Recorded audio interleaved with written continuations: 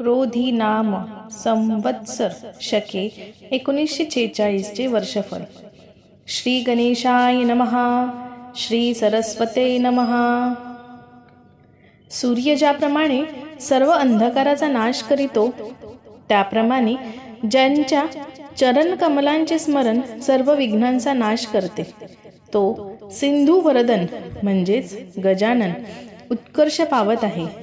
सर्व कार्यामध्ये सिद्धी मिळविण्याकरिता श्री गणपती सर्व ग्रह, ब्रह्मदेव, विष्णू व शिव ह्यांना नमस्कार करून संवत्सरांचे फल सांगते.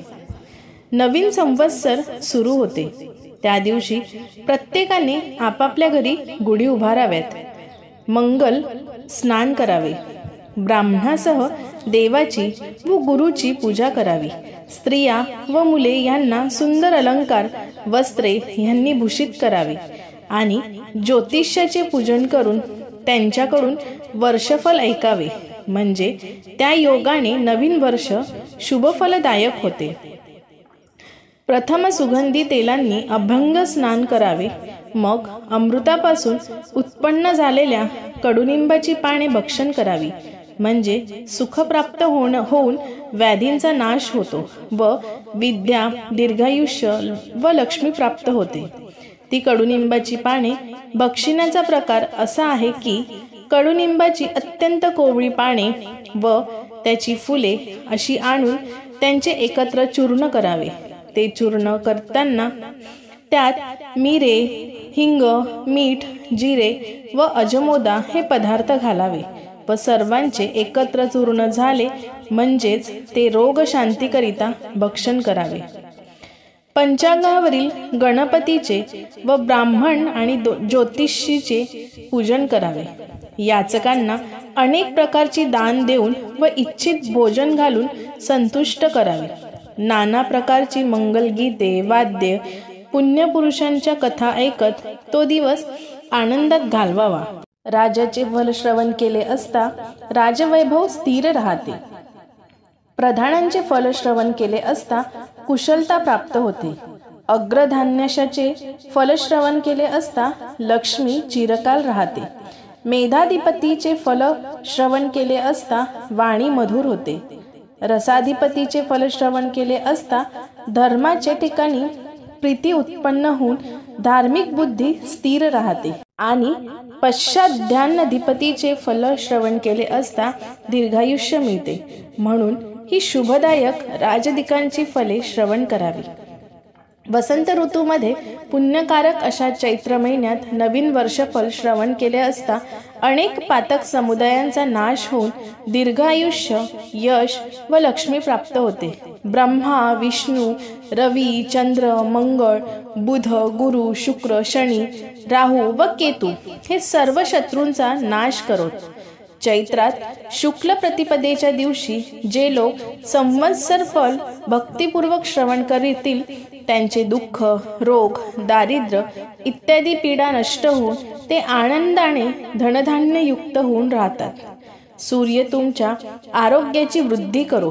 त्याचप्रमाणे चंद्र निर्मळ यशाची, मंगळ ऐश्वर्याची, बुध बुद्धीची, गुरु थोरपणाची, शुक्र कोमलवाणीची, शनी आनंदाची, राहू विरोधनाशक अशा बाहुबलांची आणि केतू कुलाच्या उन्नतीची वृद्धी करो.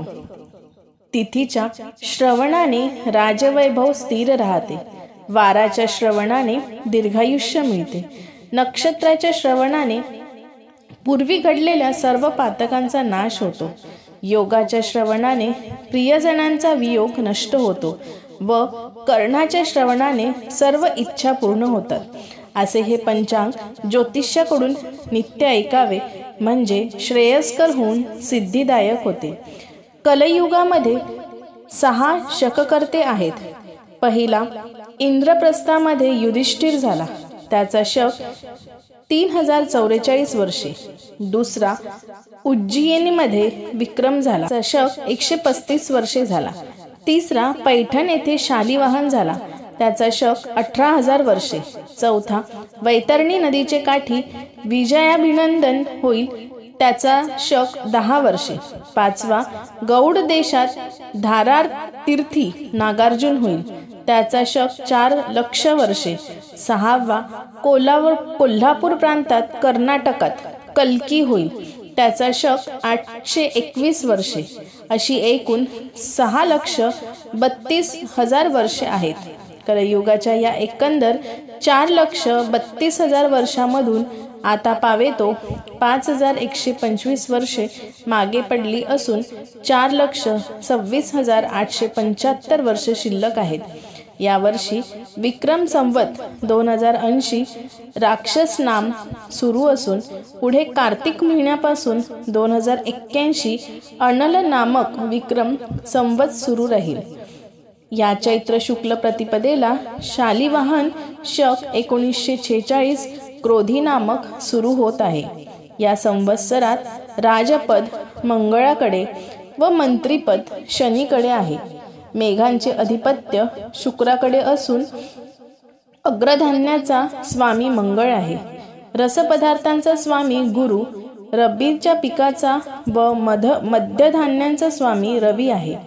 सेनेचे अधिपती शुक्र, खजिन्यांचा अधिपती मंगळ, मुग्रेश शनी, महर्गेश शनी, निरशेष मंगळ, मांगल्यशेष शुक्र, गजेश शुक्र, तृणेश शुक्र, व्यवहारेश शुक्र, फलेश शुक्र, युद्धेश शुक्र, दुर्गेश शुक्र, स्त्रियांचा अधिपती शनी, काष्टेश गुरु, पशूंचा अधिपती गुरु, व्यापारेश बुध, देवेश गुरु याप्रमाणे अधिपती आहेत.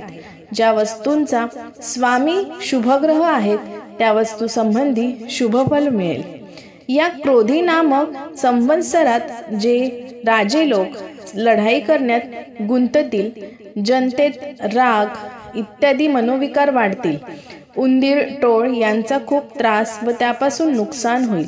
पाऊस मध्यम पडेल. धान्यांची उपज चांगली होईल. राजपद मंगळाकडे असल्याने धान्य व पैसा याची टंचाई जाणवेल. सत्ताधिकारी व्यक्ती एकमेकांना विरोध संघर्ष करतील. पाऊस कमी पडून आग, चोर व रोगराई यांचे प्रमाण वाढून जनतेत दशहत राहील. मंत्रीपद शनीकडे असल्याने पाऊस बेताचा पडेल. धान्य, फळे, फुले यांची उपज कमी, आग, चोर व रोगराई या वाढ होईल. मेघांचा अधिपती शुक्र हा शुभग्रह असल्याने सात्विक वृत्तीच्या लोकांना सौख्यदायक आहे. अनेक मंगल कार्य होऊन जनतेत सुबत्ता राहील.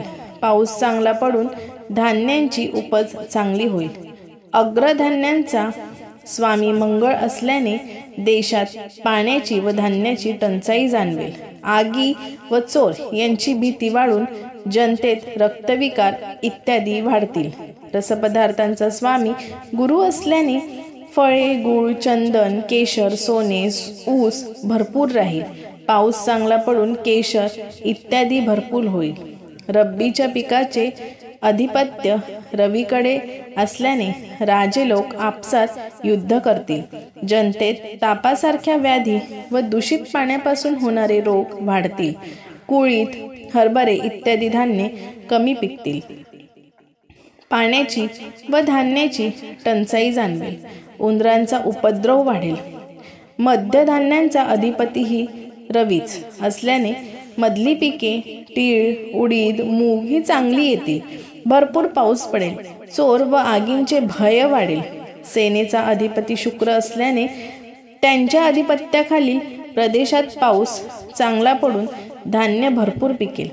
आद्रा प्रवेश यावर्षी ज्येष्ठ शुक्ल चतुर्दशी घटित 4 पळी 28 असून त्यानंतर पौर्णिमा तिथीवर शुक्रवारी मूळ नक्षत्रावर शुक्ल योगावर व भवकर्णावर सूर्योदयापासून घटी 45 पळी 55 म्हणजेच रात्री 12:06 सूर्य आद्र नक्षत्रात प्रवेश करतो. हा प्रवेश पौर्णिमा तिथीवर होत असल्याने जनतेत सौख्य व सुबत्ता राहील.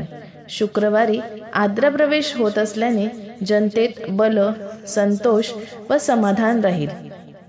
मूळ नक्षत्रावर हा आद्र प्रदेश होत असल्याने जनतेत भीतीचे वातावरण राहील. रोगराई वाढेल. शुक्ल योगावर आद्रा प्रवेश होत असल्याने पाऊस चांगला पडून धान्याची उपज चांगली होईल. या वर्षात वरुण नावाचा मेघ वृष्टी करणार आहे. त्या योगे पाऊस पाणी चांगले राहून वाराही जास्त सुटेल. जनता सुखी राहून सात्विक लोक यज्ञयाग इत्यादी करतील. या वर्षात पृथुश्रवा नावाचा नाग पृथ्वी धारण करणार आहे.